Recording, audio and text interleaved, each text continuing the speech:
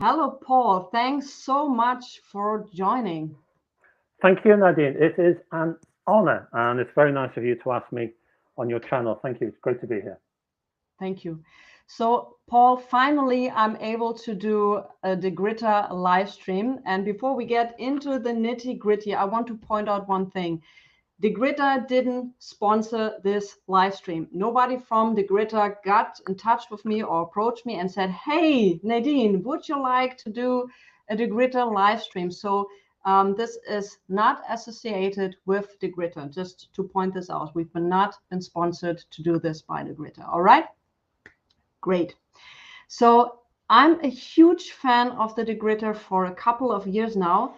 And 2 years ago, I did a video about the Degritter, and weekly I'm getting messages about it, and there are alternatives to it, or it's too expensive, and all these kinds of things. And Paul, you made two very in-depth videos about the Degritter, also from the technical perspective. So I thought this is a perfect joint venture if we do this live stream together. And so thankful that you're doing that.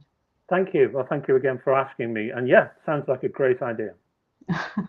So, Paul, maybe you start and tell us how you got into record cleaning, what you used before. Wow. Okay. How far back do you want me to go? I mean, I started probably like most people start with one of those simple little sponges. I don't know if you've ever seen those. It's like a little, they sort of arrive in a little plastic container. You take it out at the handle with a sponge.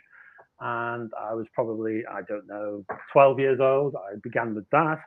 And then I progressed from there because I was reading all the hi-fi magazines because they told you what to do. Hey, whatever they said, you did. So I progressed from there to a little roller called a pixel roller, which was basically like those lint rollers you have on your clothes, which have a sticky roller. This one was paper based. So you roll this around your vinyl, picked up all the dust. When it became clogged, you ripped off the next layer, and underneath was more stickiness. So after that, I progressed to, I carried on with that for a while until I became the hi-fi journalist, found out what was going on. Then I picked up something called a disco anti-stat, which has been around since prehistoric times. I think, when the dinosaurs were around, the disco anti-stat was there. What they were cleaning their records with, I don't know, but probably a disco anti-stat. And that's been around forever. And it's of the manual cleaning, to my mind, it's the best you can buy. So if you can't afford the Degritter, I would go for a disco anti-stat. After that, I progressed to a record cleaning machine, those Hoover-based things. And the first one I picked up was one by VPI, but there were others. And then from there, a lorry craft is what I ended up with, the record cleaning machine, which is the high end. And then after that, I became aware of this new thing called ultrasonics, using a cavitation process. And I thought, ooh, as most people did. And I went towards what did I go for? I was attracted by Audio Desk, also the lower cost DIY systems, which are budget ultrasonics. Tried the budget ultrasonic, thought they were good, very happy with them. Thought the Audio Desk was a German company, Nadine. You can correct me if I'm wrong. I think so. Yeah, and that was a better system. And then from there, I found Degritter. When I saw the Degritter, I wasn't overly impressed with what I saw. A lot of skepticism in my head. But I'm very open-minded, and I will try anything, even if I think something looks odd and weird and silly. I will give it a go because you never know. And I didn't know because the Degritter sounded the best of all. In fact, the best that the Audio Desk could do, that's the start point for the Degritter. The Degritter goes on from there and leaves the Audio Desk in its wake. So, folks, if you're thinking to yourself, which is best, an Audio Desk or a Degritter, it is the Degritter. I've been there, I've done it, I've tested both, I've lived with both, and that's where I am. I'm with the Degritter. That's where I've ended up, and that's where I am so far until the next one, because these things never stop. This is not the end. This is just where we are on the road. and something else will turn up tomorrow around the corner, and we'll be on there. So, but for now, it's the Degritter for me. That's the best one in the world. It costs, yes. I'm sorry, I'm talking too much, but it costs, I know, but you pay for what you get in terms of performance. And also customer service. Yes, well, I don't know about that because, I'm one of those rarefied journalists, aren't I? And people say, they treat me too well because I'm a journalist. So I don't know, but you can tell me. I mean, and your viewers can tell me as well, because, on the customer side, I have my own viewers and my own readers on my website, on my YouTube channel, etc. And they all seem to like Degritter for the customer response. I never get any complaints. So I'm happy to hear that from you. Yeah. All right. Okay. I started actually record cleaning with a spray. I think there was alcohol in it, and you could. Yeah. You could No, I did that too. Yeah. Yeah. So, and you had that cloth, and I cleaned it from both sides, because the records I was having, you don't need to be a professor to know they were dirty as hell. They came from basements, from everywhere. They were so dirty. So I knew I had to do something. Yeah. So, and people put them in a sink and totally wash them, and I wasn't afraid to ruin the labels. So I used that spray. Oh, right. Okay. And then I thought, oh no, I need something different. And then I got an offer from Okinoki, from a record dealer around the corner, which wasn't so expensive. Yeah. So, and the Okinoki did a good job.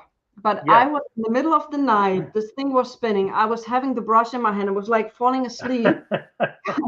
And I had to change that. And I said, well, my collection is growing and growing, and I need something more convenient. I need something to put the record in, press a button, and leave. Yeah. And I think that was 1 year after the Degritter was going into the main market. And that's why I think I got one of the first Degritters actually up here available here in Germany. Oh, sorry. Wow, really? Yeah. Okay. Wow. And so I know customer service because there were some issues with the machine that I'm to totally begin with. Yeah, yeah. I came later on, but I did hear about this. Sorry, carry on. Yeah, what did you have in terms of problems? There was a sensor, a water sensor was constantly saying there's too low water. Ah, okay. And there was a lot of foam coming up. There was so much foam that I thought, okay, it's really taking a bath. Yeah.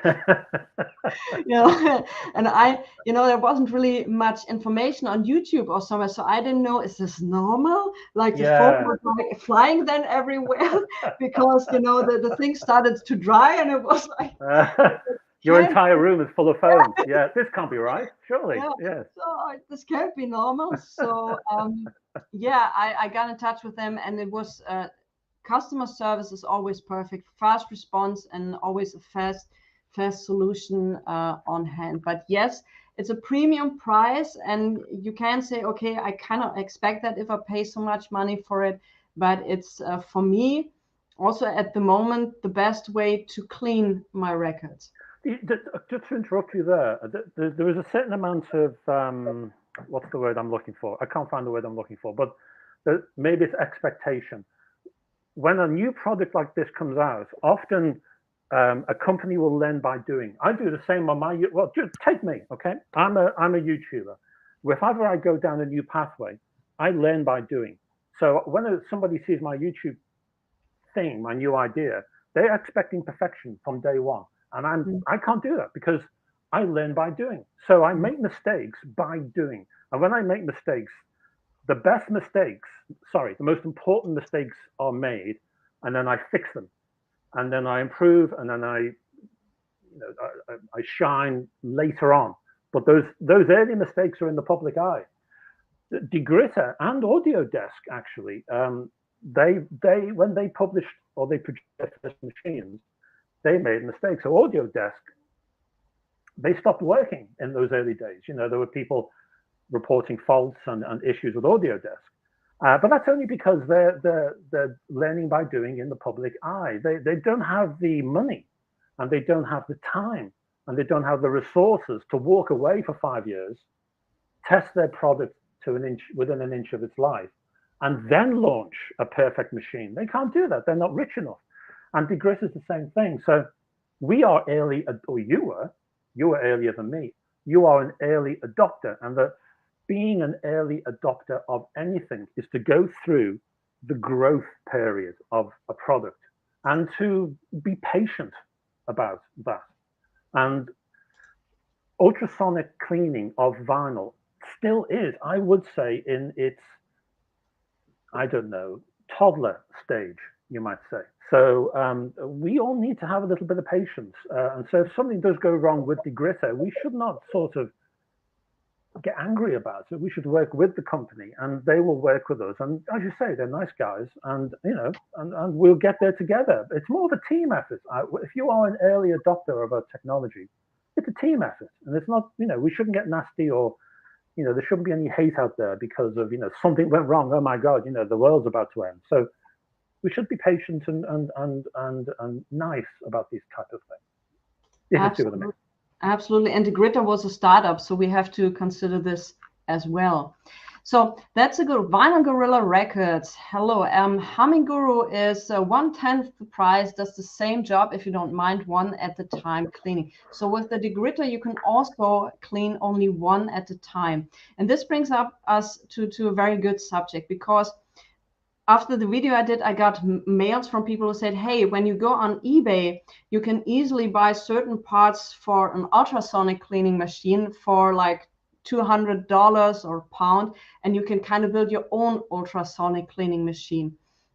So Paul, what's your opinion about these self-made or ultrasonic cleaners I can buy over the internet? Well, firstly, I would disagree that cleaners all do the same job. I would disagree that any cleaner, even cleaners within the same technology band, do the same job. There are good and bad in any genre. I mean, there's you could say the same about, I don't know, a pair of speakers. All speakers make a noise. Some do a better job than others. Amplifiers, turntables, vinyl cleaners. They may use similar technologies. Doesn't mean they do the same job. They all clean. And they all do a nice job, and they all do a good job. In ultrasonic terms, I've tested a couple of I've tested 3. I think I've done an in-depth review of 1. But you go to shows, you test things, you listen, you do behind the scenes little messing about. They all ultrasonic machines do a good job, but I mean, even the Degritter, there are differences between the Mark 1 and the Mark 2, and that's a Degritter high-end product. I would say, the audio desk does a great job, but the Degritter is better. I would say the Degritter Mark 2 is better than the Mark 1. I would say that the audio desk is far better than home brew DIY machines. They all use the ultrasonic methods. They all use cavitation as a basis for cleaning. But I would still say there are gradations of excellence within that band, within that technology. So I have never tested the Hummingbird. Is it the Hummingbird? Humming Guru. Humming Guru. Why I'm thinking, apologies to Humming Guru. I just thought, I don't know. So I don't know why I thought that. Anyway, I have never tested that, but it's built to a certain price. Yeah. I don't know. I can't comment on that. What I can comment on is I have tested ultrasonic machines of different price points, different types of technology, and I have experienced different results with all of them. As I say, even within Degritter's own company, I have experienced different results. And more than that, I would say that the technology itself, the cleaner itself, is not good enough on its own. This is something people need to be aware of. Buying any cleaner, buying a manual cleaner, a record cleaning machine, vacuum-based, or buying an ultrasonic cleaner is not good enough.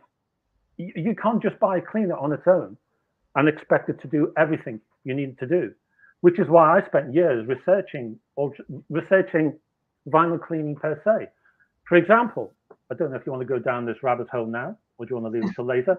But we can talk about this later. I mean, I don't know if you have an agenda there you want to go through first. But to me, an ultrasonic cleaner is one tool in my own personal basket of 5 or 6 elements, which all together as a team cleans my vinyl. So what I mean by that is I have my degritter, but I also have a surfactant, and I get rid of degritter's own liquid because I don't raise it, because they tell you to put it in the bath, and it shouldn't be in the bath. The surfactant should be up. Yeah, I don't like that. I'm not a fan of that.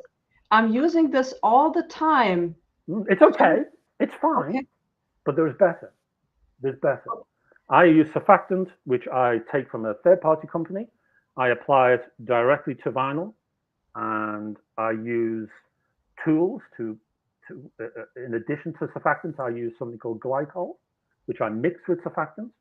I use certain brushes to push that surfactant into the grooves. I work on the vinyl minutes before it even sees the degritter. So I have gone through a few stages per vinyl disc, okay? Both sides.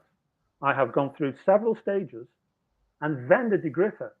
If I just use the degritter and with that liquid you've just shown to the camera, my performance, my vinyl cleaning performance would be about 60% of what I get currently. Wow, that's much. Yeah. So yeah. The Degritter is not cheap, and we saw the prices, I think, up there in the gallery. About 3,000 is now the price. Back then, I paid a way cheaper price for that. So then, if I have this expensive machine, and I have because I don't do this pre-cleans thing. My expectation is I put the record in there, I have solution, and press the button. But it's only 6%. I'm not being dictatorial about this, and I'm not saying you have to. I'm not saying this. I'm not saying you have to, or if you don't do it my way, then there's, I'm not gatekeeping here. I'm not. I am not. I'm not being dictatorial here. I'm just saying that, and it's fine. And if you do want to, Paul, you're using the photo. I did use Ilfitol. Hello, Marvin. Sorry, am I supposed to do this? Yes, sure. Protocol? Please go ahead. Go ahead. Hello, Marvin. I did use Ilfitol for a while.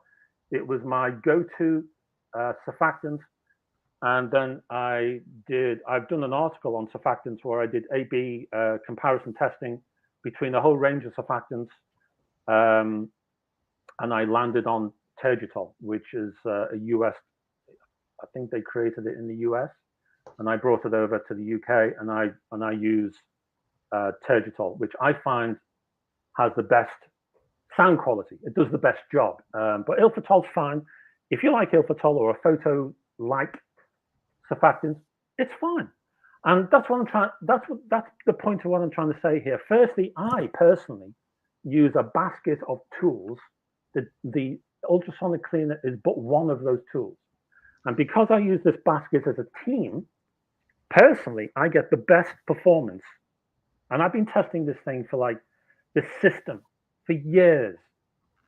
Different hardware, different brushes, different liquids, different techniques, A, B, AC, AD, B, C. I mean, I spent hours.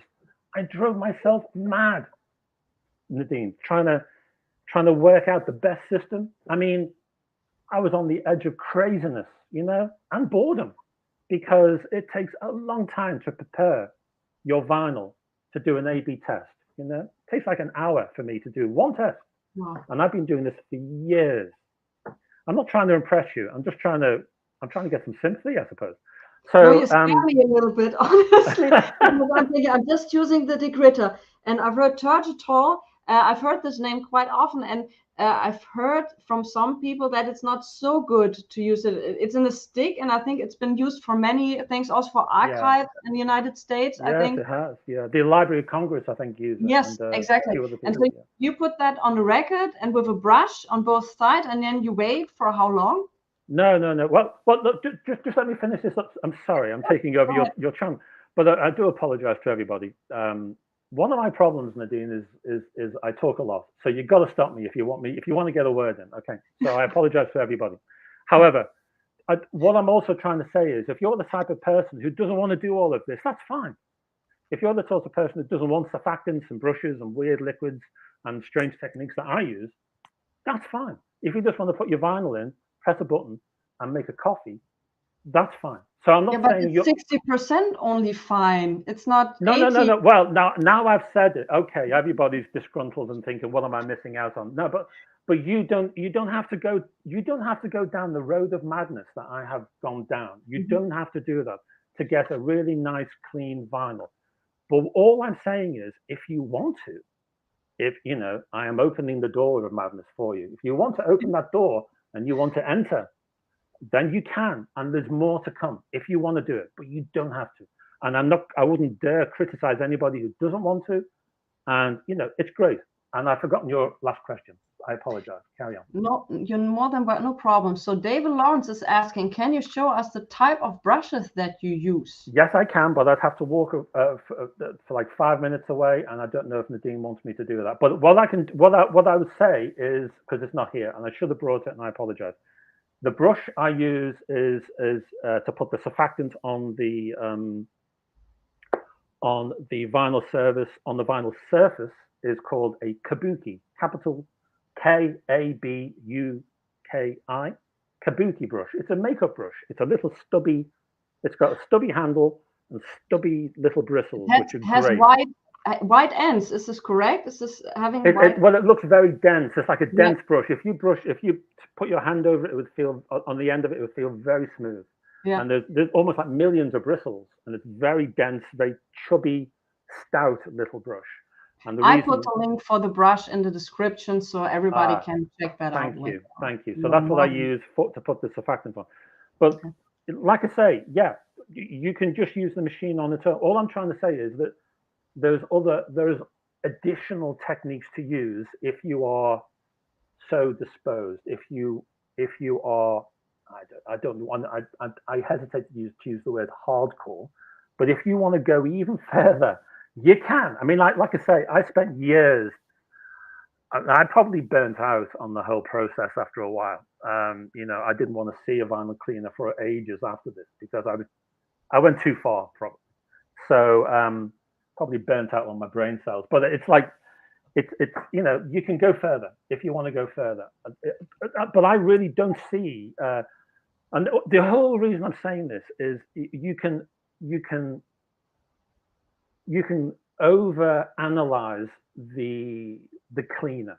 You can argue the toss about the cleaner, nothing but the cleaner. To me, that's it's one tool in a basket of tools that cleans my vinyl very well indeed. And there's a danger of applying too much attention on this magical thing called an ultrasonic cleaner. You don't even have to have an ultrasonic cleaner. As I've just said to you, the disco anti-stat, you can get great results using the surfactant method I've just talked about. You can use that same method, the same preparation that you would use for an ultrasonic cleaner. You can use that, but then finally clean your records with a 35 pound, I don't know how much the euro is, sorry, 35, 45, I don't know, 50 pound disco anti-stat. You can get great results for that. Because the reason, I'm sorry, I'm going to go off again. Do you want to say anything? Yes, go ahead. The reason ultrasonic cleaners are good. The reason this is the key point that no one talks about. No one talks about this. Oh, I don't see it. And I apologize if people say it, but I don't see it. But the one key element with all record collectors, with all record cleaning, is abrasion. Abrasion is the key cleaning process which most record cleaners do not address. So the reason I say the disco anti-stat is great, and there are loads of competitors which look like a disco anti-stat, but the disco anti-stat uses quite stiff goat hair brushes to clean the vinyl. A lot of its competitors use brushes. No, sponges. And sponges don't do as good a job.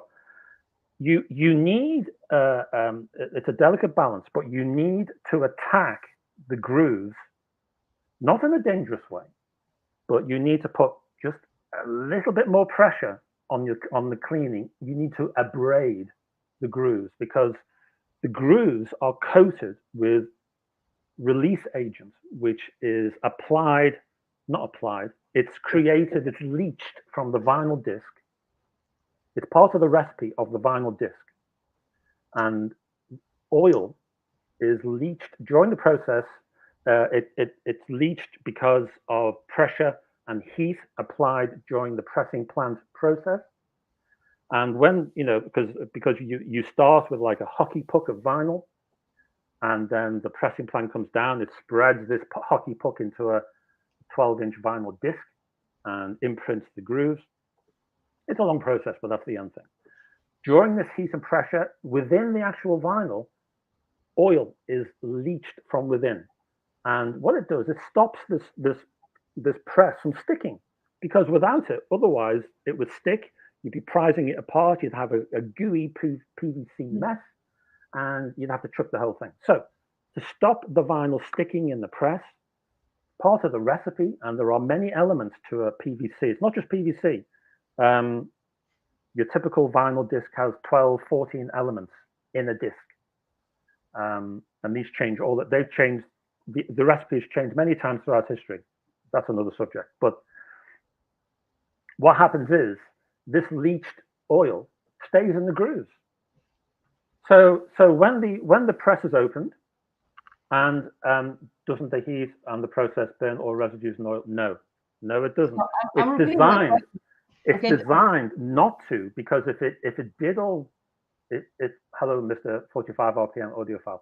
If it did burn away and all the residues were burnt away, then the press would stick to the vinyl disc.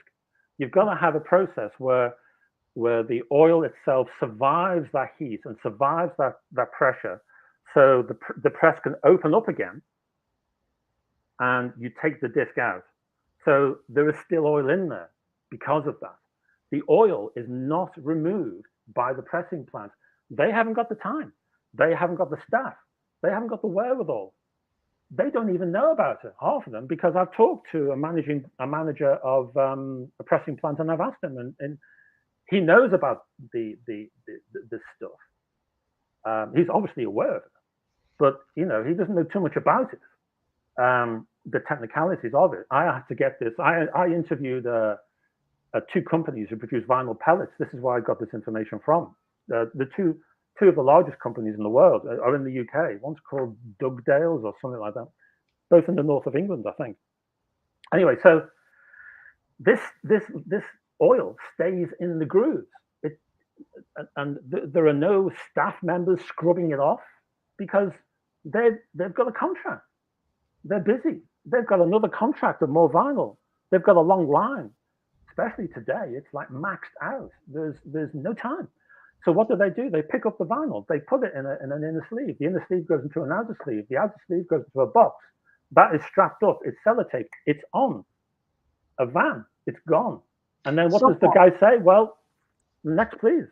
Yeah, and now comes the very important question, is that, do I need to clean a record I just wrapped off the shrink, was new, pressed about 6 months? Do I need to clean this? Yes, you do, because as I say, that oil doesn't go anywhere. It's still in the grooves. No one is getting rid of it except you. You're the one who has to do that job, if you want to, if you can be bothered, right? And most people either are not aware of this stuff, or if they are aware, they don't care, which is fine. That's fine. I have no problem with that either. If you are bothered, though, and if it is a problem, and I think it is a problem, then the only way to get rid of it is through abrasion. And the only two cleaners I have found that can get rid of it is the Disco Antistat, weirdly enough, which is like, £50, or on the other side of the scale, and it does a hell of a lot better job, is the ultrasonic cleaning machine crowd, whether it's the DIY or the Humming Guru or the Degritter or whatever. So ultrasonic cavitation, those little bubbles doing the abrading, they do a better job than the disco antistat. But the disco antistat does a great job, which is why, for example, if you have a vacuum cleaning machine, a record cleaning machine, I always recommend, and I've written a guide on this, like 10,000 word guide, that you have a record cleaning machine, but you do a pre-wash with a disco antistat.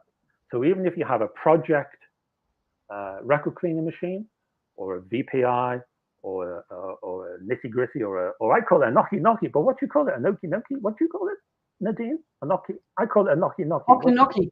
You call it knocky knocky. I thought you pronounced it differently earlier. So I always have a pre-wash, an abrasive pre-wash of a disco antistat. 45 RPM audio. Yeah, a lot of them do relatively dirty and dusty, because I mean, I've been into these pressing plants. I've walked around them. They are like a warehouse. There's a massive steam engine in the one I went to. The one I went to was the EMI Hayes plant. This is the plant which produced all the Beatles singles back in the 60s. When I went in the year 2000, I went with a guy who is it doesn't exist anymore, but there was an American company called Classic Records who made a lot of very nice records. The Who, Neil Young, people like that. He came over to Britain. He said, I've been invited by this EMI was still around, EMI Hayes plant. And he said, do you want to come? And I said, yeah, great. So we went down, and the pair of us were shown around the EMI Hayes plant. As I say, this was the place which did all of the Beatles singles, especially in London. And I'm not kidding you, this was the year 2000, right? All of the staff, this was EMI, extremely British, completely British. Every single one was wearing a white coat. And they had also a pin. When you were there for a certain amount of time, you got a gold pin. Yeah, they had all of that. And I sat in this guy's office, and you couldn't hear yourself think. And there was dust, and there was all over the floor. This was an engineering shed. Okay, there's nothing fancy. This was not a clean room. And pressing plants are not. Well, maybe there's a modern Sony one in Japan. Maybe that one is. This one wasn't. Not a clean room. These were hulking great pieces of dirty, complicated metal. And it looked wonderful. You'd have loved it, Nadine. You'd have had a great time. And you wouldn't have wanted to leave. It was like heaven. And it was deafening. And there were people all over the place. And I went into the manager's office, and he closed the door, and it was full of windows, and you could see everybody doing their thing. And the whole notion of audiophile pressings were becoming the buzzword, you know. And he must have heard about it. He wasn't very impressed by this whole audiophile thing, let me tell you. So he sat there in his white coat, and I said, so have you had to adapt? I can't remember the exact words, but I said something like, have you got any thoughts about this audiophile pressings? You know, there's 180 gram. It was all quite new then. And he looked disdainful at me. He was quite disgusted. And he reached down underneath this desk, and he pulled out this wad of papers. And he said, you see this kite mark? The kite mark is a sort of, I don't know what the German comparison would be. We have a sort of, it's like a sign of industry excellence. And the shape of it looks like a kite, you know. Yeah. I think it's got little initials on it. So it's called the kite mark. So he said, you see this kite mark? This is the only audiophile we need, mate. And it was like, he was just so dismissive. So I was very polite and sort of like stepped back, you know. So I was thank you very much. You know, that's very nice of you. So he wanted nothing to do with this new fancy audiophile rubbish, you know. But it was fascinating. So long, overly long, detailed answer. Yeah, not a clean room. Yes, dust. Yes, muck. They may have improved since. I don't think by much. Another reason to clean your new albums and singles. Yes, absolutely. But also, this oil will harden over time. It'll become harder and harder to get rid of. You've got a hand album you've picked up, 50 years old. Say you've got yourself a Beatles album, about 70 years, is it? So 80, whatever. And imagine, no one's got rid of that oil. So what's that oil been doing for 70, 80 years? Well, it's been hardening. That's what it's been doing. So if you give it a bit of a clean, yeah, get rid of the dust. But what about the stuff, Yeah. And before everybody's now thrown away their Beatles first press, send it to me. I can live with the oil. No problem. So what happens is, if you abrade, it means there's a balance with this. You don't want to go too far, so you damage the vinyl, of course. That's the big concern. But you want to just abrade enough to get rid of this oil. And cavitation is gentle enough to do that. And the disco antistat is gentle enough to do it on a lesser level, but it does it to a degree. And what you do then is, when you get rid of this oil, which coats the whole groove, what do? You get contact with the groove, don't you? This is where the music lives, You get rid of this oil, this hardening oil. And so you're doing what should have been done from day one. You're actually playing the groove, because a stylus it's a very, very sensitive instrument, but it's dumb. It'll play anything. If you put a stylus on a pizza, it'll play the pizza. It won't sound very good, but it'll make a noise. Your stylus doesn't know what it's doing. Your stylus just plays whatever's underneath it. Okay, if you've got hardened oil, it'll play the hardened oil. You'll get echoes of what's underneath it because it's so thin, but it'll play that, So, okay. So Paul, another question. So when somebody says, okay, now listen, I buy an ultrasonic cleaner from eBay, and I use this to clean my records. So from what I've learned is, with coming back to the Degritter, is that the Degritter has been especially built, also the ultrasonic, I think it's 120 kilohertz, is exactly built to clean records. The other ultrasonic cleaners I can buy on eBay, these tanks, are built to clean watches, glasses, and all these kinds of things. Do you recommend that, or go for the built ultrasonic machine? It depends on your budget. I wouldn't say, I would never, I would never look down my nose at a DIY ultrasonic machine, because they're great value. They're not as good as the Degritter or the Audio Desk or the Humming Guru or the Disco Antistat. Actually have the Nosti guys actually have their own ultrasonic cleaning machine, which I have asked to test on a couple of occasions, and I still haven't received one.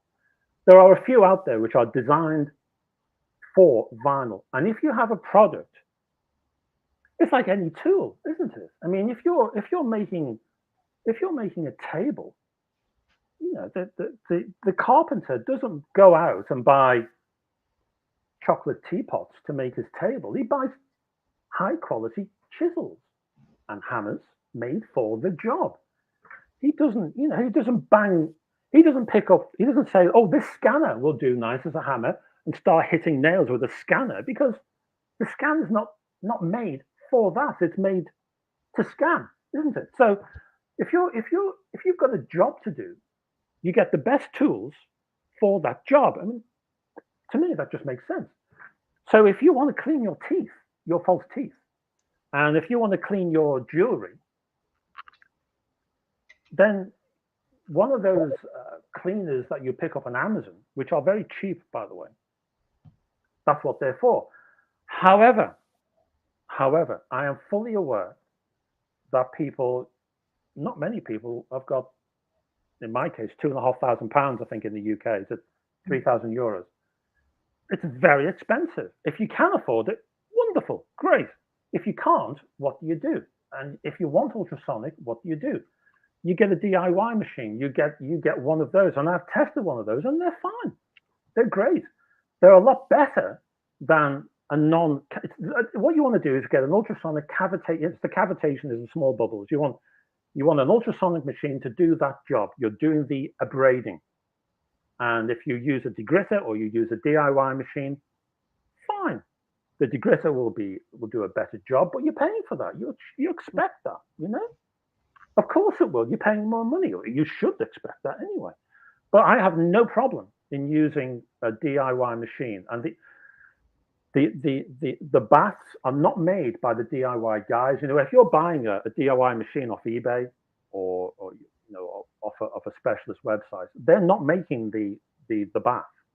All they're making is the holder, and they're putting a third-party motor to spin your vinyl.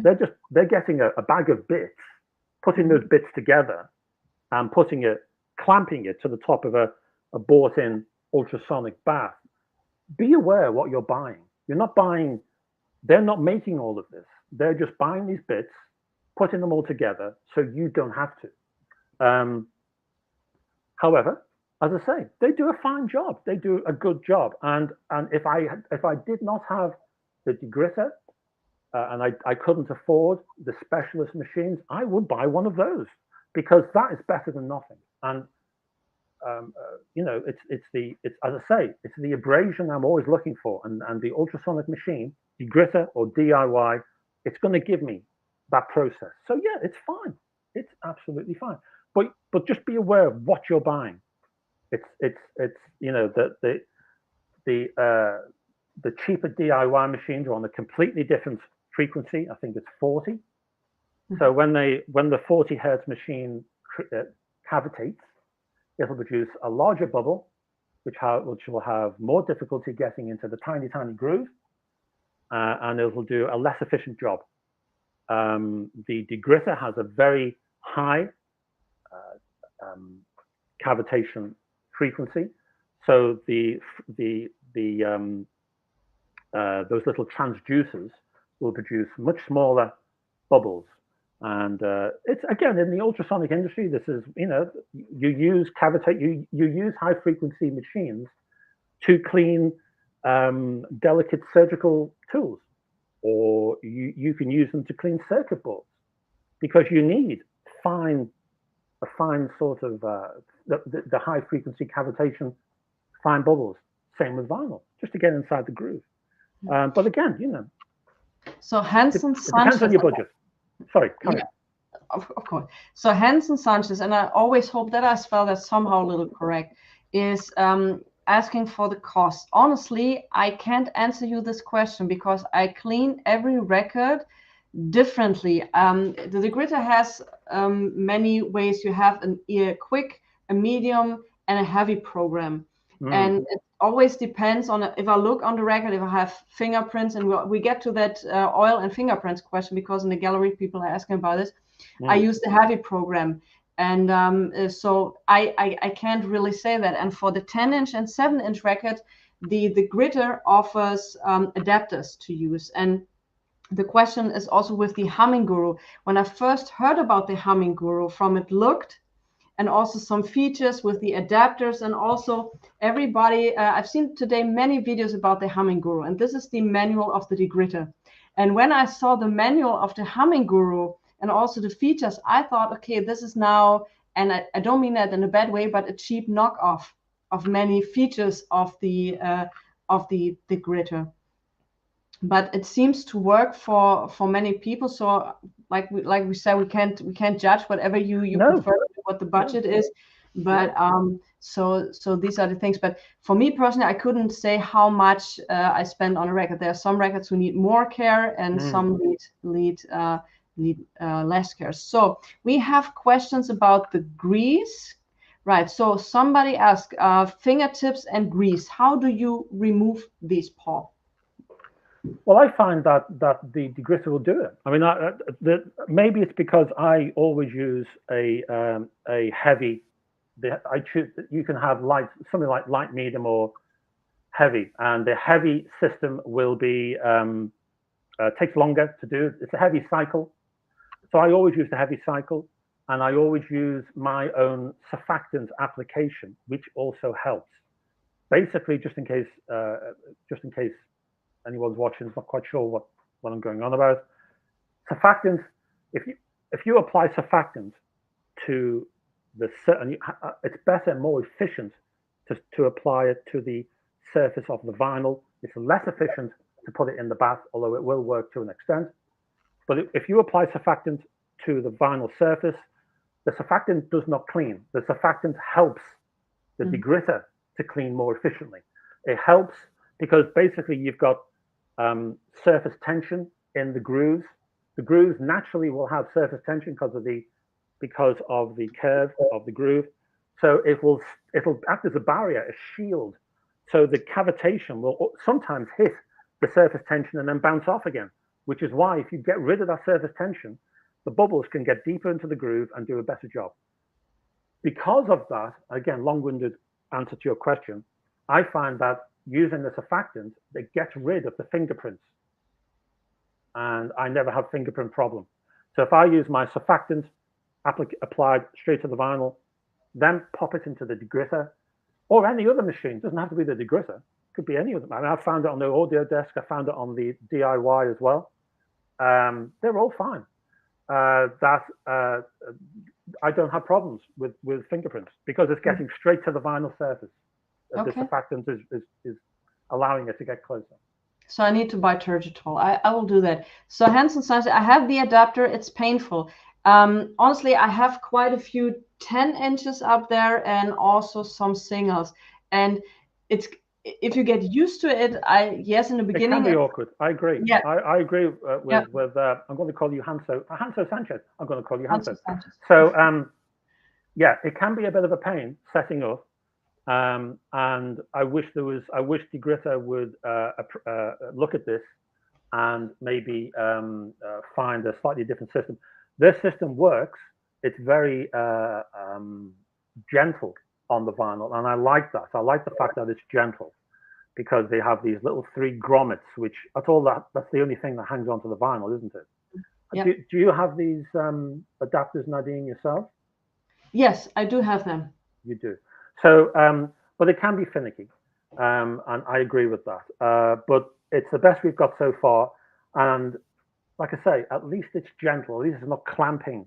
I'm not sure about maybe a harder clamping thing. So I'd rather have this gentle grommet approach for now, unless they can think of something better. But I agree, it can be painful.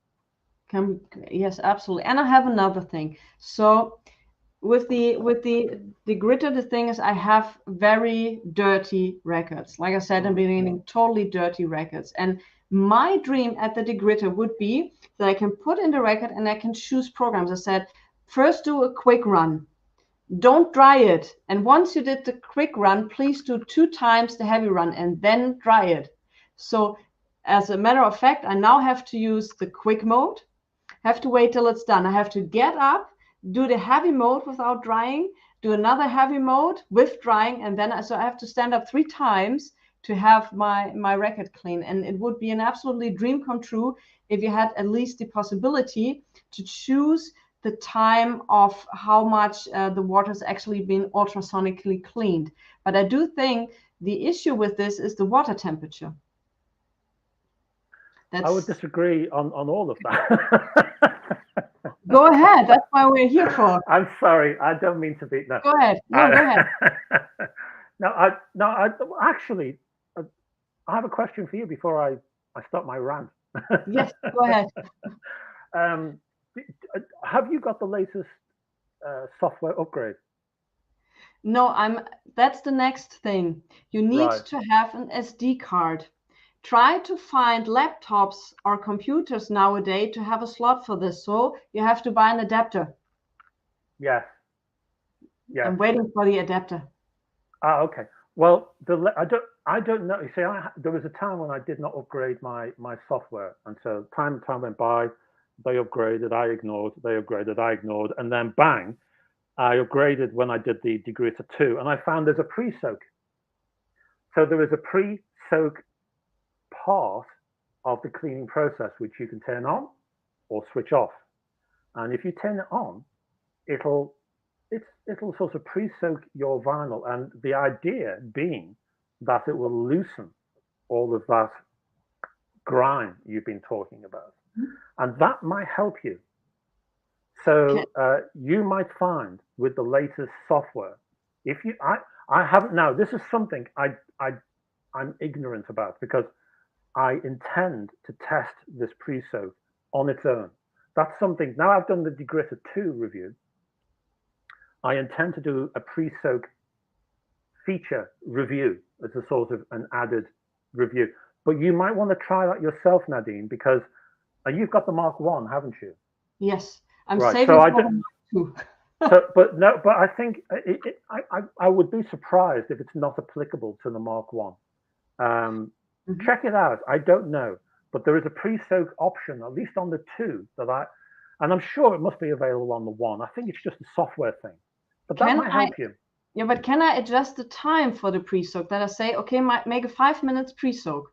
I'm not sure because I haven't tested it. It's a possibility. It might. I don't know.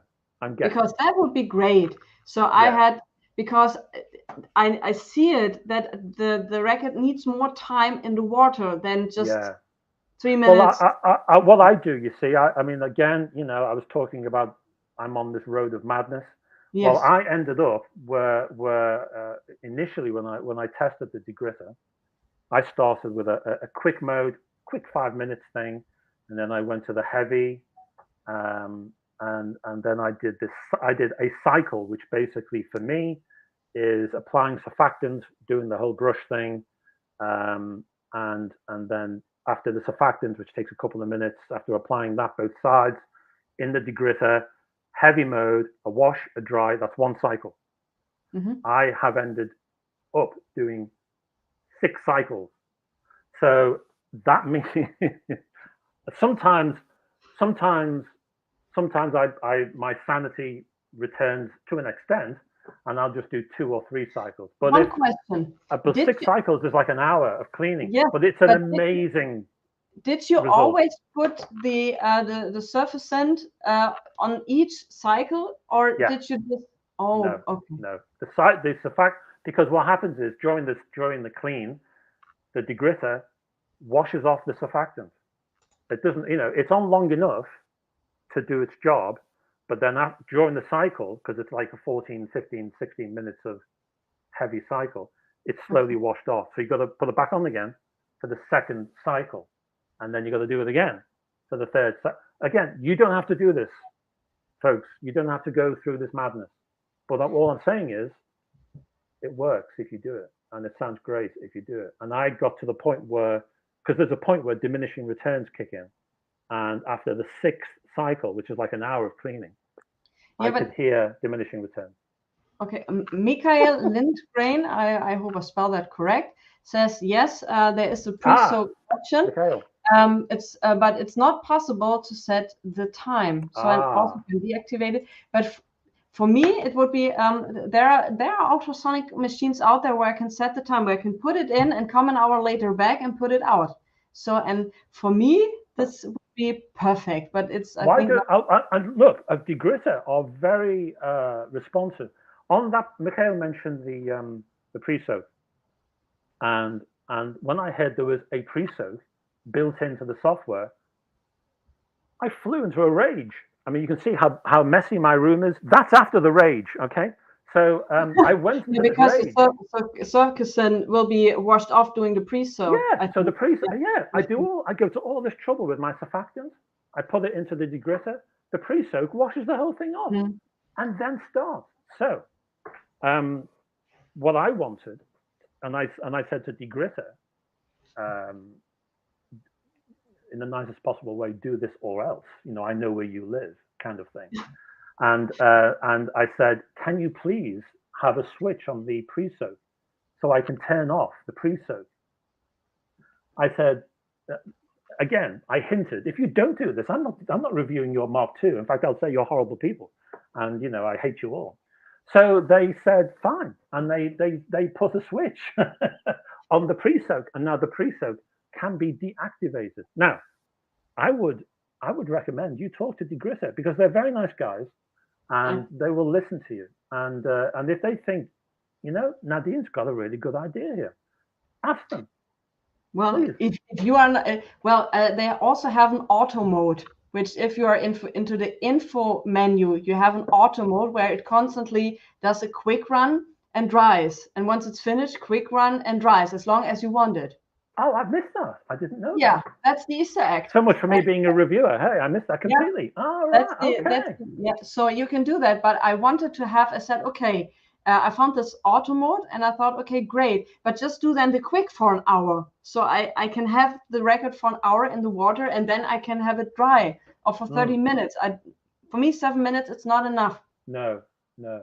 So, Well, and again, it depends on how mucky your records. But if you're buying, secondhand or whatever, I can understand that absolutely. But it's like, I mean, so the pre-soak would not be. Because I don't it wouldn't be enough, in would it? time. No. I can't put it. So in one run or 2 runs or 30 seconds is not enough to get. No. So I had sand all over the paper, all over the record, and for what I could save that, but I had to also pre-clean that outside the Degritter.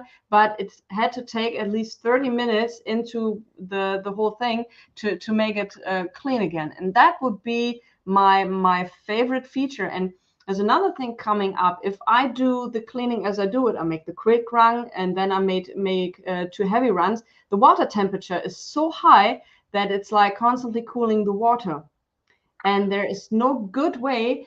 I even tried ice cubes with distilled water to put it in the tanks to get the temperature down, because when I'm back from record shopping, I have this pile of records. Right, and I've heard this before, and I've never had this problem. And I wonder if it's because I put surfactants on it with each cycle, and when I'm doing that, the water is cooling, because I can do record after record after record, and not once. I mean, wow. Please, I don't want to insult you here, and that's not my intention. But your Degritter does have lots of air around it. You're not. Yes. You're not putting it against the wall and blocking the. It has the whole room for itself. It has the whole room. Okay. So I don't know. I mean, maybe that's a good excuse for you to start applying surfactant to the surface of your records, because not only will it be more efficient doing it this way, you're also allowing your water to cool while you're applying your surfactant. And then you do one heavy cycle, and then take the vinyl out and do another application of surfactant. And again, that's allowing the water to cool. Maybe it's because of that, but I have never had a temperature issue with this. And I do have that constantly, because I want to have them clean, and I'm not willing to do this.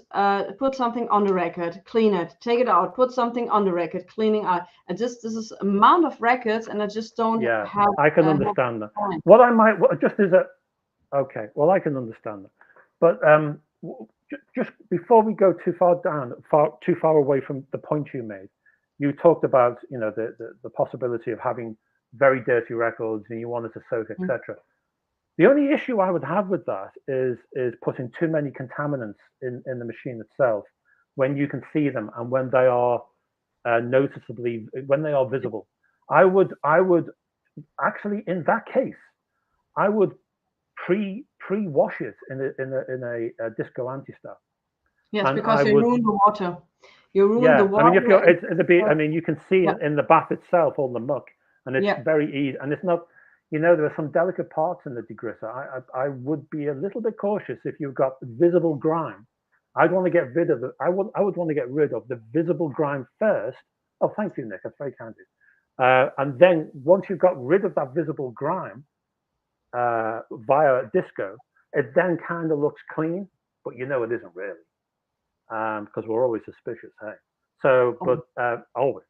So, so then it goes into the Degritter. So, kind of Paul, that would make a good video. Yeah, that's a good idea. I will go and get some really grotty vinyl. I will look for some terribly grotty vinyl. I will do that, yeah. I will make a mental note. Thank you. Thank you very much. So, you mentioned the Mark II, which is the one thing I'm saving for. I'm saving for the Mark II, because I've seen your video about the Mark II, where you said it's the better machine. Maybe you can point out a little bit why it's better than the Mark I. Well, firstly, I went into it very skeptical, because I love the Mark I, and I really didn't think there was anywhere to go from there. And I am very open-minded with all hi-fi. No matter how crazy some accessory might look and outlandishly silly, I will have a go. And in this case, I really thought, is Degritter doing this just to make money? Is it really worth it? What I was expecting, because I thought surely there's got to be improvements, otherwise they wouldn't put this on the market. So there's got to be something. So I was expecting little improvements here, maybe little graduated improvements. But to me, I was completely shocked how much better this thing is. I mean, I think I said in the review, there was one record I did where I thought it was a live album. I think it was by the band Japan, David Sylvian's old group. And I've always thought through years of play that there was, because of the live album, there was a little bit of mid-range edge during the play. And I blamed, the whole thing about, you can't make you go out to the studio where it's all cosseted and everything's just so, and then you go into a live arena and frequencies are bouncing all over the place and there's all kinds of chaos. And I thought because of that, stick your band on the stage and record it, you're asking for trouble, that this mid-range edge was the result of the auditorium. And I cleaned that machine, that disc for the first time. I mean, I've had this disc for, I don't know, 20, 30 years. And that mid-range edge, and I had cleaned that disc in the Mark 1. I talked about my cycles. I did 8 cycles. I took an hour and a half, 8 cycles, right? So I took the Mark 1 out of the picture. The Mark 1 got to a point where it wasn't improving the sound anymore. It was flatlining. So I put it into the Mark 1. I give it one clean. Yeah, that's right, Manfred. You're looking at I'm going back into the, the guys and there's 2 guys in white suits just outside, ready to take me back to the asylum after I've finished the stream. So yeah, 30 for 1. That's 1 cycle. Is it? Yeah. I can't remember. Anyway, it's a long time.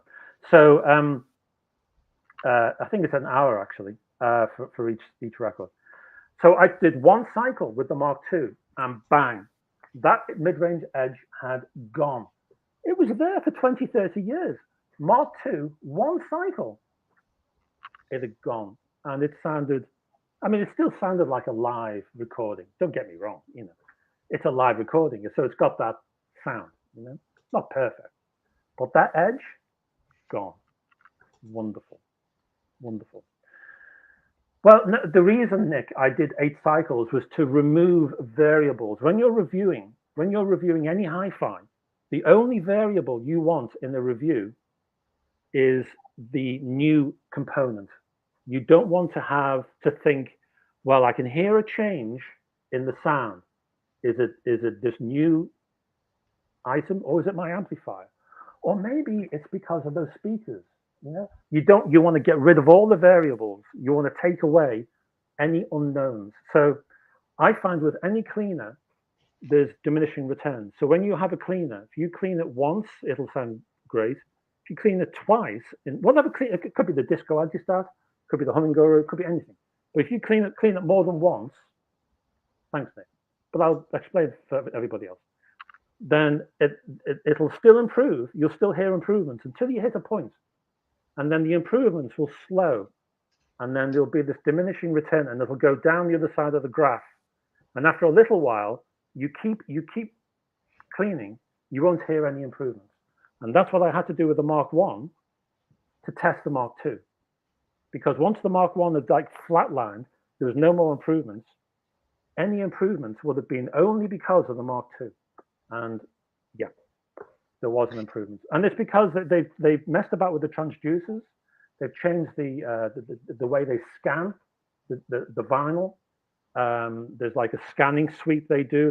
They've narrowed the range of that sweep. When they clean the vinyl, let me think now, the vinyl itself, the actual frequency varies.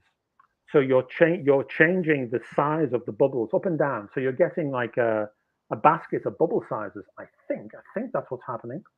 So So you're then catering for any variation in groove size. I think that's what it's about. I could be wrong. So that's changed, and that foaming you mentioned, there is some foaming on the Mark 1 still, so there is still a slight minor risk of splashes appearing on your record label. Yeah, it's constantly happening. Yeah. So That's this been is reduced on the. Well, I didn't see it at all on the Mark 2. That had gone. Yeah. Over time, you might get a little bit because these things tend to even out over time. But that's been reduced a lot, Nadine. So you should see an improvement when you hit the Mark 2. So that's another improvement. And also the reporting of, I think the reporting of errors is a bit more complex and a bit more detailed, and it'll tell you that things are, breaking or whatever. So you'll know if you have to send, if you ring the Degritter and say, my machine says this, it'll be a quicker fix because they'll be able to target the error quicker.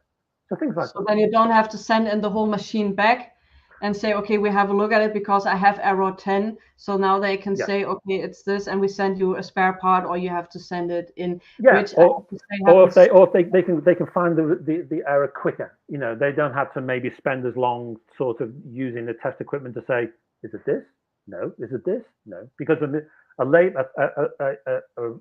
report will say, help, my transducer's dying. Please ring assistance, So then they'll know exactly what to go for. So it'll be a faster turnaround, I guess. So another thing I wanted to point out is that the Degritter, you fill in the tank and you can use the water, I think, for a couple of cycles. So I always change the water after 20 cleans with a record. Okay. So you have a kind of foam within the Degritter, which is a filter. So you get dirt and hair. I find a lot of hair in these filters. I tell you that. Yeah, I could. What's for fake hair? I could make a whole thing for a couple of years, a whole fake hair with different styles. I should do that too. I should stick it all back on. Yes, I have my own issues. Different issues, but carry on. Yeah, and this filters helps a lot. But I've heard this foaming filter is not enough to really clean the water. So I wasn't having bad experience with this. How are your experiences with the foam within the Degritter? Is this? I've never had an issue with it. I mean, I do. I get the. I have. I'm a little bit further. I keep my water a bit longer than you, maybe 30. It depends on, as you said earlier on, Nadine. It depends how dirty your records are. I mean, if your records are that dirty, every 10. But if it's just normal, there's no actual visible dirt, and maybe I do 30. And I do often change the filter. What I don't do, but I've never seen any issues. But what I don't do is just take the filter out and then clean it under the tap. Yeah. What I do is I put it in a kettle of water and I boil the filter. Okay. So when I boil the filter, it's in boiling water. So when it comes out, I find it's just a little bit cleaner. It tends not to have that white look. 25 is fine. I mean, it's in that range, But it never goes back to that pristine white look, but it's clean. And I put it back in, and it's fine for the next 30. So I tend not. I mean, I still have some of my original. I'm looking for them now. I still have some of my original spare filters, which I still have because I reuse the original one. I just boil it. There will come a point, obviously, when it'll be no good. But my filters tend to last quite a while, but I don't have any issues that you've mentioned. I don't recognize that at all. Yeah, so I wasn't having these problems either, but I was just pointing them out. And also, if you are need filters, I think you can also go in a shop where you find stuff for aquariums, where you can find these kind of foam, cut it, and then use it. There's a guy on YouTube, and I must ask for his forgiveness because I can't remember his name or his YouTube channel. But if you just search for maybe Degritter and filter, there's a guy over there, and he makes his own. He's made his own cutter with like a metal tube, and he just stamps them out or pushes them into this foam that you mentioned.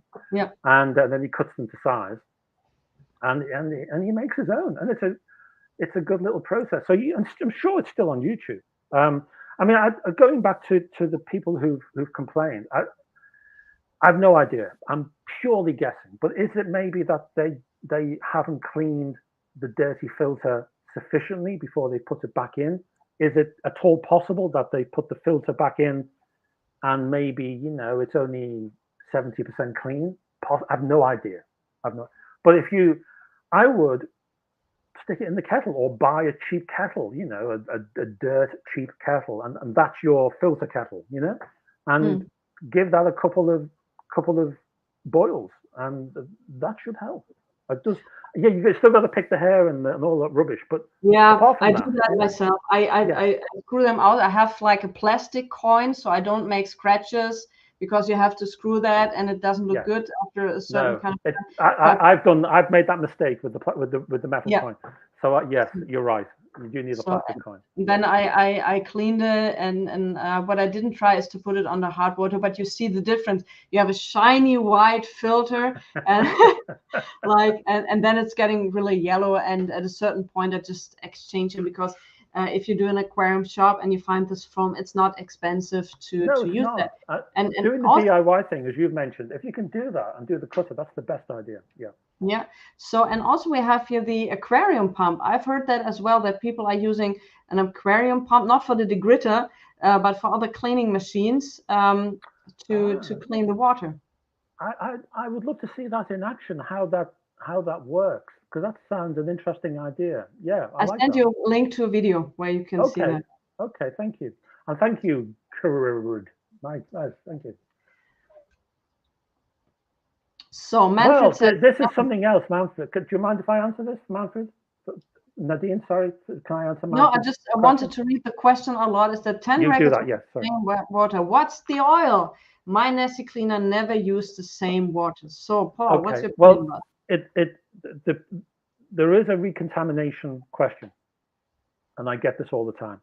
Now, when I did my multi-hour, this is why I've got no hair, tearing my hair out, doing these comparisons and trying to find the best system, because it wasn't just the best system in the Degritter. I was comparing like the Kearness, I don't know if you know that one, and I was comparing it with the Audio Desk, and. So as I was doing this, and then I was focusing on the Degritter, I did notice that I was still hearing improvements, and I wasn't changing the bath. The bath didn't have a great influence in terms of cleaning that I could hear. That's not to say that there isn't an influence, but the influence wasn't great enough for me to think, hello, this is a problem.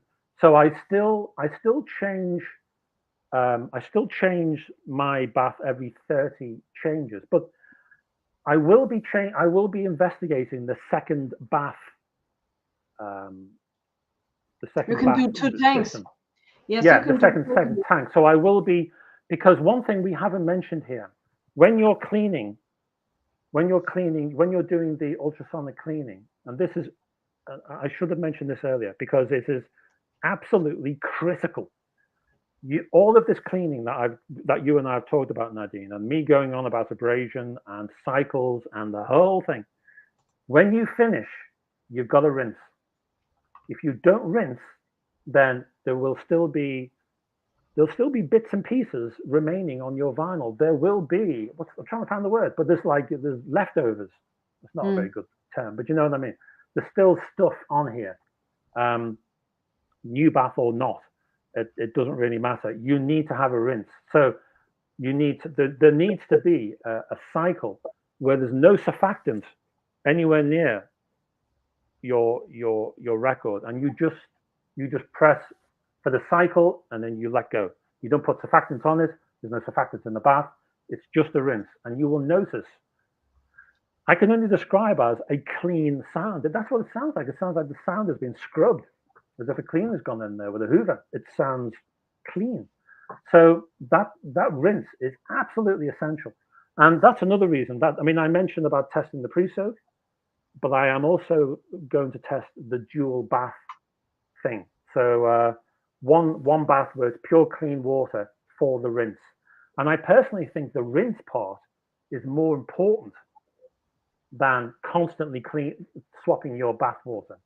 I think the rinse is the key, not so much, changing every 3 or 4 cleans. Sorry. Talking about 2 tanks, we've discussed this. No, it's falling down, no problem. So talking about 2 tanks, we've discussed this just before we started the show, and you were a little surprised. I want to bring up something to the stream.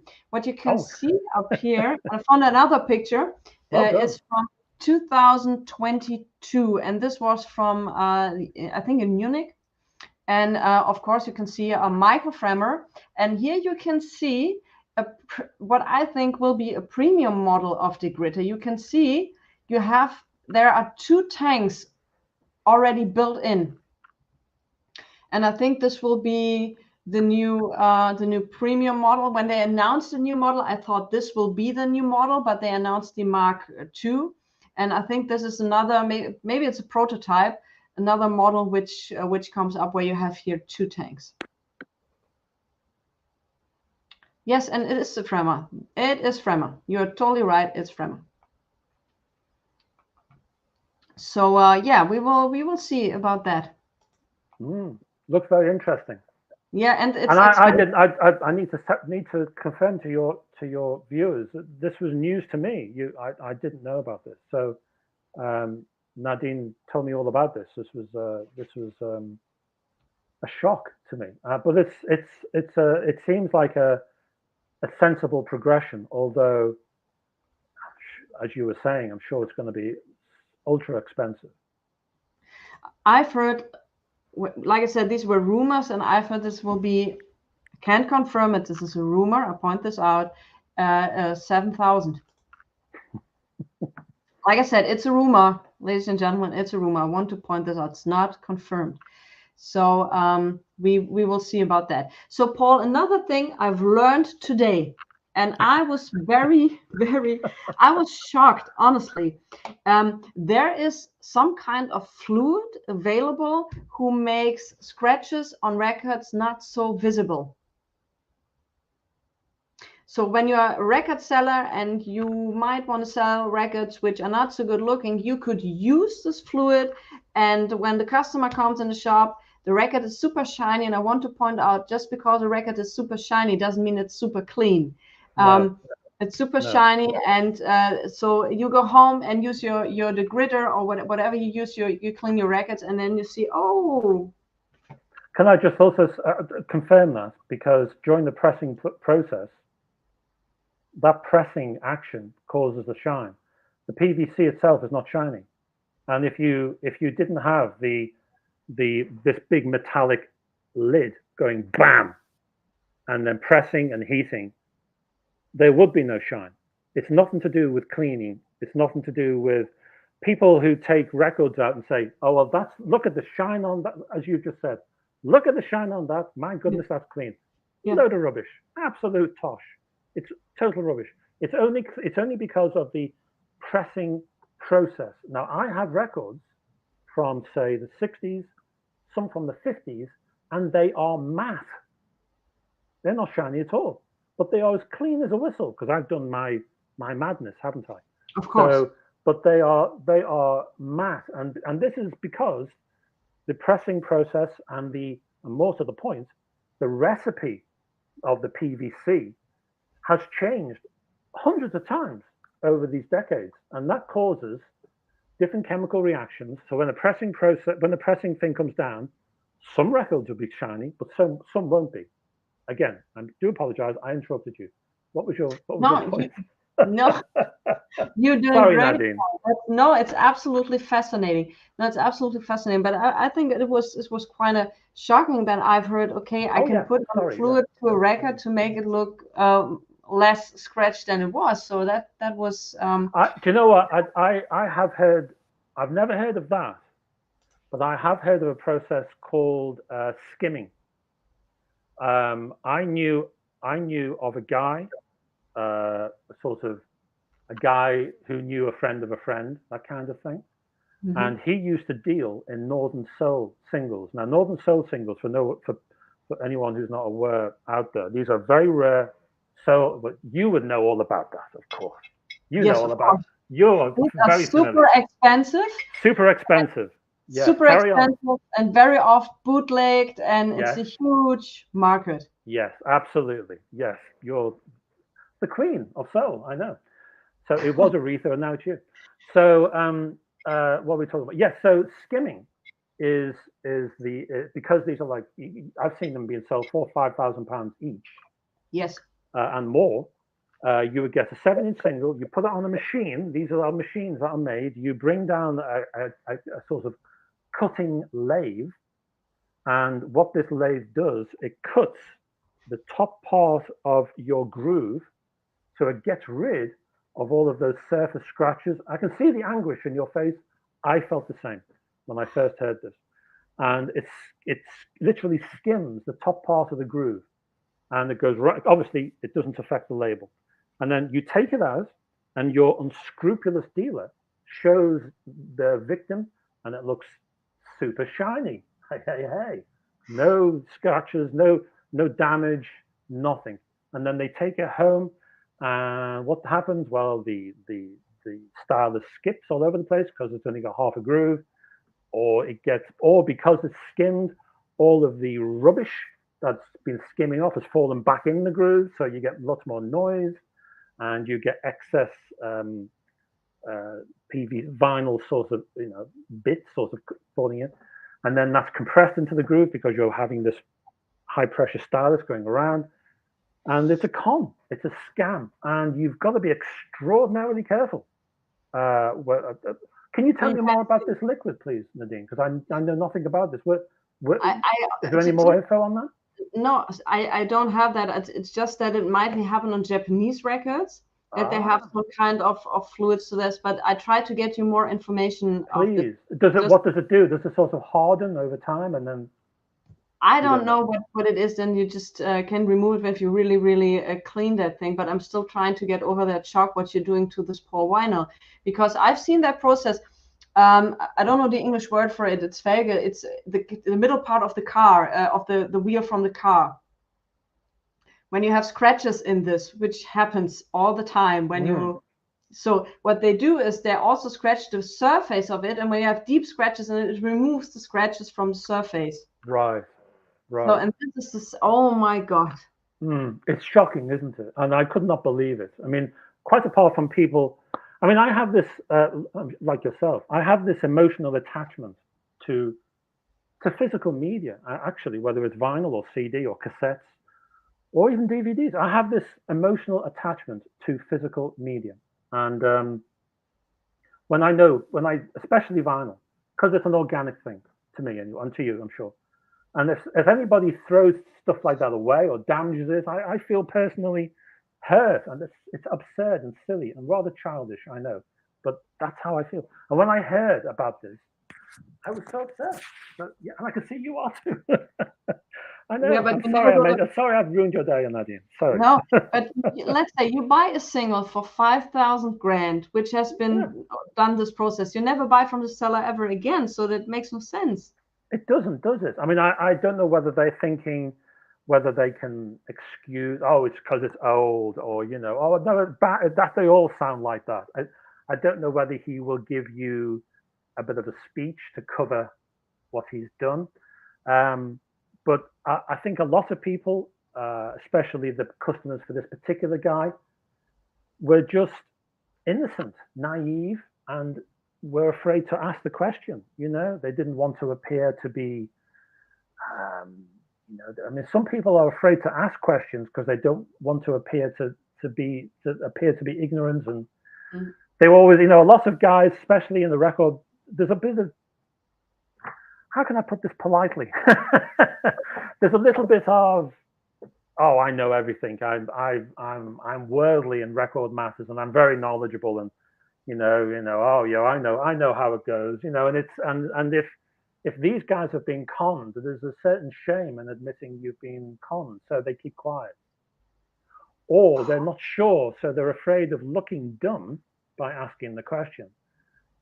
I don't have that problem. I have no problems about appearing, I can about being imagine. dumb. I always want to ask questions. I can imagine. All right, so up for the gallery. Do you have some questions left about the Degritter, about the way we clean with the Degritter? About how much is the Mark II now? I think it's a 2.5, 2005. Yeah. I mean, I'm talking pounds. Sorry, I don't know about yeah, but also in 3,000. Okay. It's a 3,000 euros. Okay. Yeah. So nothing wrong with. So guys, do you have some questions for Paul for his madness? Also on your website. I've got some vinyl down here. I could show you some vinyl. We could do a show and tell, you know? Yeah.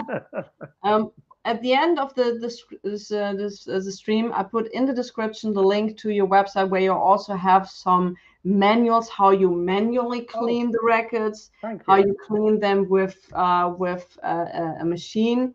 That's very nice. Thank you. But yeah, that's very interesting to read. Thank you.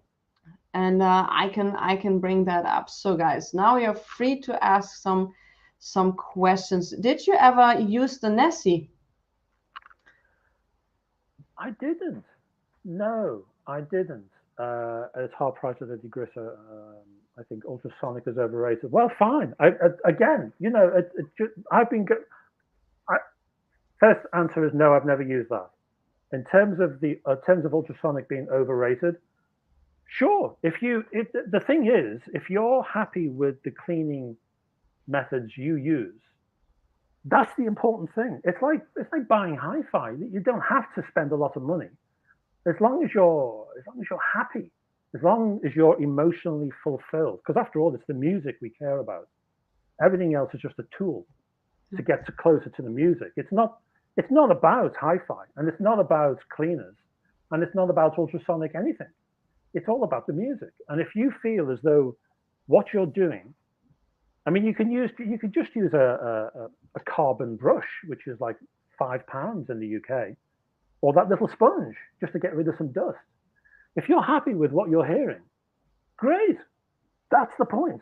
It's only when you get to weirdos like me where the only reason I bother with ultrasonic cleaning is because I have this weird compulsion to want to get closer to the band or the singer. I want to get, yeah, Manfred, you're quite correct. And I want to get closer to the singer, or I want to be standing next to Keith Moon when he's whacking those drums senseless. I want to be standing next to him. I want to be showered with his saliva. I want to be there, you know. I want to be amongst it, you know. And I find that carefully selecting hi-fi, getting the best I can afford, and getting the best cleaner, all of these, yeah, we're all weirdos, that's true. All of these things, all of these techniques is just my own sad methods of getting close to the music. But if you feel you're already there, and you know, you don't even have to clean them. I mean, you don't have to clean records, for goodness sake. I mean, if you don't have to even go that far, if you just grab a vinyl, put it on your Crosley record player, which, you know, I can't stand Crosleys, but if that's what you do, if that's what you get enjoyment from, go for it. You know, I mean, my headphones are flying everywhere, and my passion here. Yeah, you're emotionally involved. I feel as long as you're moved by the music, who cares? You know, don't clean your records if you don't want to. Yeah. But and then or go so far. 1%. Sorry, you're. I'm glad you interrupted me. Otherwise, I'd have been there forever, Marvin. Anyway, Paul, alcohol 1%, or are there special times more? Right. I did a lot of testing on alcohol. That was one of the things. I spent months on alcohol. All you need is 1% alcohol to do the job. Now, the reason I have also recommended 7% is, and if just allow me to explain this, is when you put a vinyl in the Degritter, it stands vertically. When you put it in the Disco Antistat, it stands vertically. If you put it on a record cleaning machine, it's horizontal. If it's horizontal, you only need 1% of alcohol in your surfactant thing, your bath, whatever. But if you have a vertical record, gravity comes into it. Gravity is pulling the liquid. If you just put it in there, you can see it's starting to well. It starts to come down the vinyl, and even just a tiny bit is enough.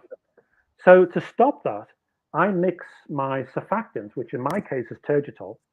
It can be ilfitol, it can be other things, and I mix it with it's a sort of food additive, which is also used in moisturizers and other things called glycol. This is basically a sort of how do you describe it? It's sort of like a liquid gel, I suppose.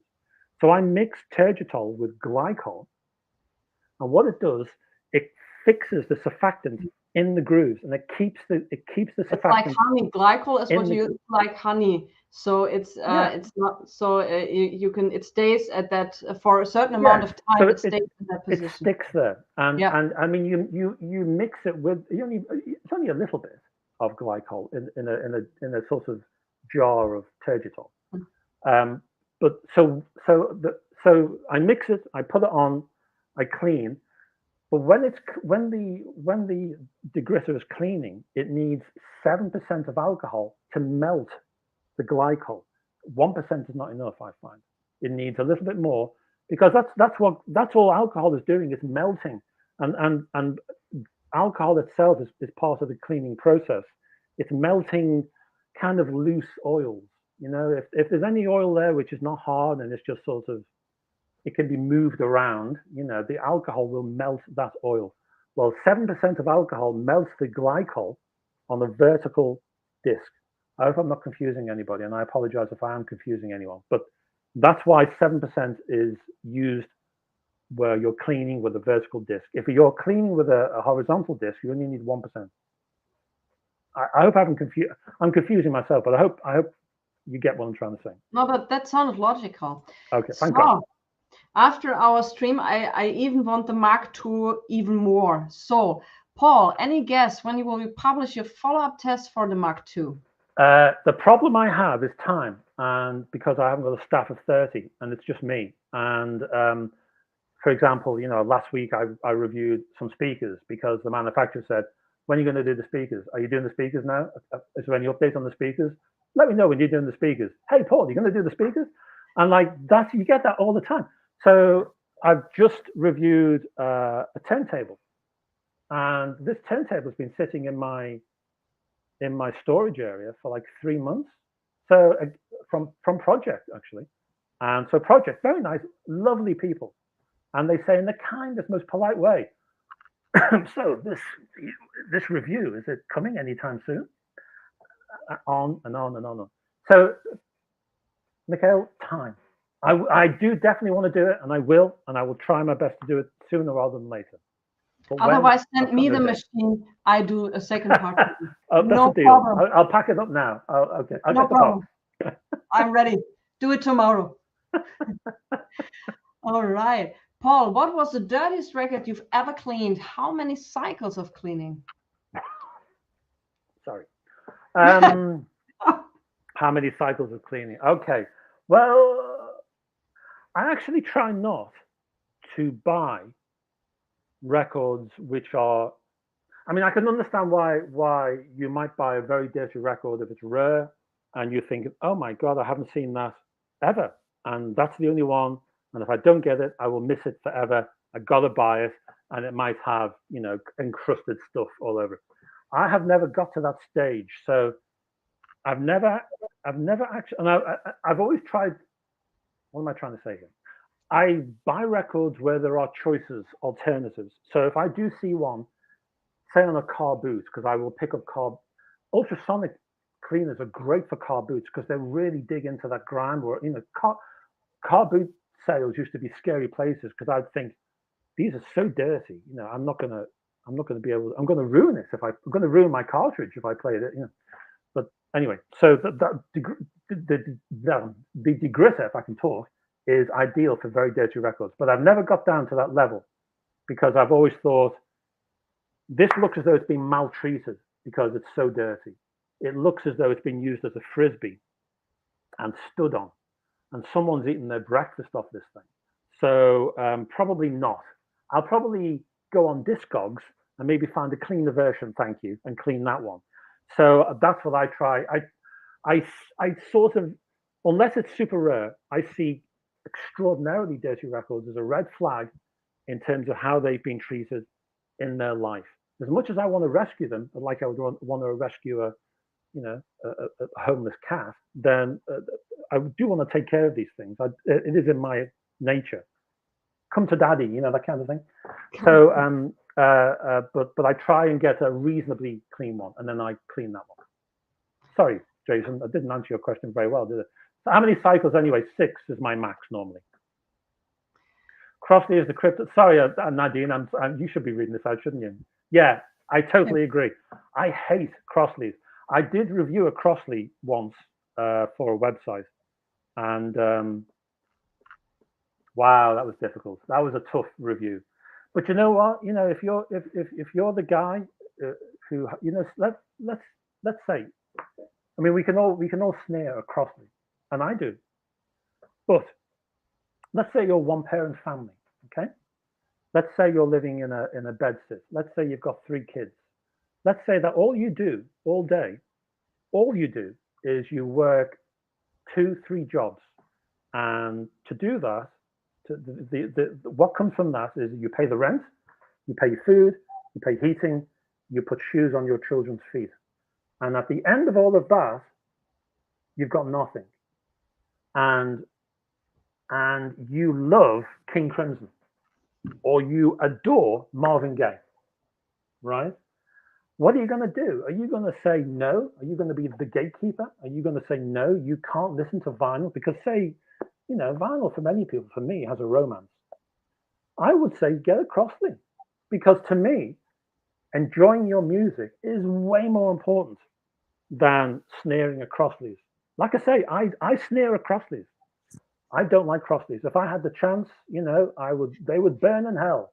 However, if you're that person and you have no free money and your vinyl comes from the car boot because you can only afford to spend pennies on your vinyl, and you can't afford to buy new vinyl, and you can't afford to buy a separate amp and speakers, and all you want to do is to listen to music, and that will help your life, and that will help to alleviate the stresses and the tension of day-to-day living, because you're working yourself into the ground just to feed your family. Get a Crosley. It's the music. That's all I care about. And also for people who are just getting into vinyl, for teenagers, this is a very affordable way. But the thing is, it's for some people difficult to understand that you buy I don't know, a $60 or $80 record to play it on a $100 record player, where I think it's not a diamond, it's a ruby, which is the stylus. And it's not even. It doesn't even use the. I mean, there's such a thing as the RIAA curve. Yeah. This is a sort of. I don't want to go into the techie bit, but there's a certain. How do you put that into? It doesn't really follow the rules of sound reproduction. Put it that way. They use a ceramic cartridge, and it is the cheapest of the cheap. So the sound reproduction you're getting from a Crosley is not really what the intention. The artist probably wouldn't recognize it. Never mind the label. What I would recommend is, firstly, is to go second hand. I mean, that's your first port of call. If you're a beginner, actually, and you have a few pounds, because again, it's all money, it's all budget, isn't it? But if you do have a few pounds, or if you can beg or borrow from family, if you're a youngster and maybe your parents can help you, or if you get a job, you can save a few pounds. Either go second hand, or get a very low cost turntable and get a pair of powered speakers, and you don't have to spend a lot of money. But if you don't, you can get a brand new turntable, like a cheap Lenco or something, and then a pair of low-cost speakers. Do that, or if you haven't got that much, second-hand eBay, it can help. Yeah. One for you, Nadine. My biggest concern wouldn't even be the sound quality. My biggest concern is that the ruby is damaging, as far as I've learned. Absolutely, but it's not. So that would be my biggest concern. That's part of it. It's also the build quality of everything else, because the bearings on this are loose. I mean, you can move the arm, and if you have loose bearings and poor sound quality, poor build quality, everything is moving around. The vibration itself is actually helping to harm your vinyl. If the tolerances of a Crosley were better, it wouldn't be so bad. It wouldn't be so bad if it was just a ruby, because the ruby will wear out quicker. The stylus tip we're talking about here. So it's not so much even that. It's not even so much the high tracking weight, because that can be an issue. It's not even so much that. It's the build quality. It's the vibration and the shaking and the poor support. Often the platter is tiny and it doesn't support the whole record. And you've got this shaky bearing, shaky ruby stylus on the poor, and it's got the high tracking weight, so the poor vinyl's bending at the edges. Oh, it's just a mess. Just a mess. Well, we need to do a live stream about turntables. Yeah, I'm very happy to do that. We will do it. We make that happen. We make that happen. I'll be there. Perfect. I count on you. So would you buy the Degritter again? Honestly, it was so far the best investment I did in my whole record collecting.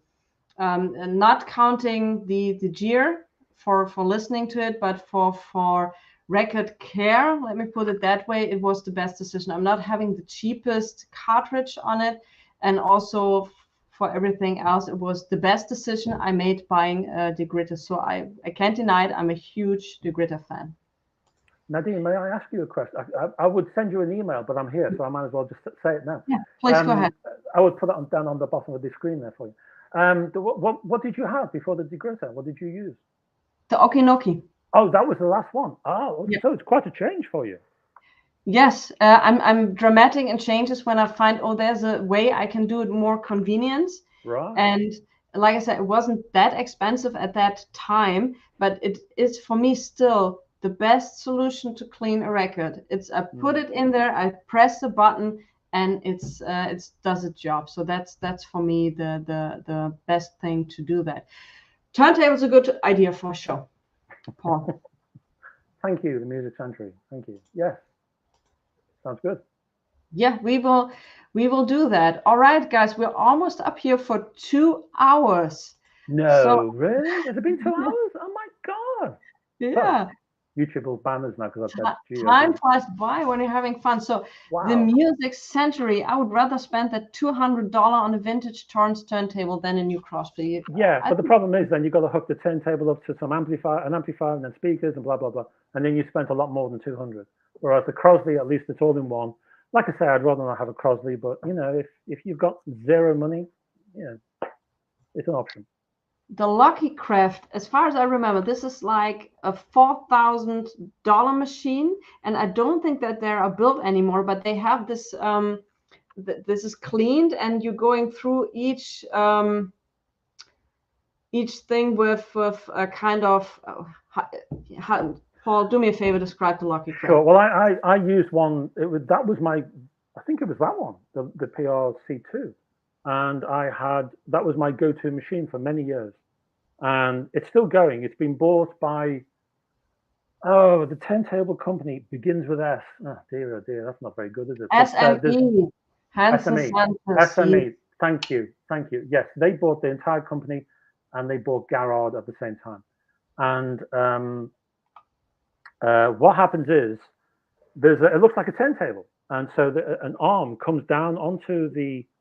So you spread your liquid on the vinyl, and then an arm comes down. That's the vacuum, and there's a piece of cotton that is literally just a spacer. That's why this cotton's there. So a piece of cotton separates the vinyl from the vacuum hole, and the piece of cotton is such that the width of the cotton is the ideal distance to maximize this vacuum power. And that's why this cotton is there. But yeah, it just looks like just a very, very good vacuum machine. Yeah, it's fine, but it was also super expensive. And Yes.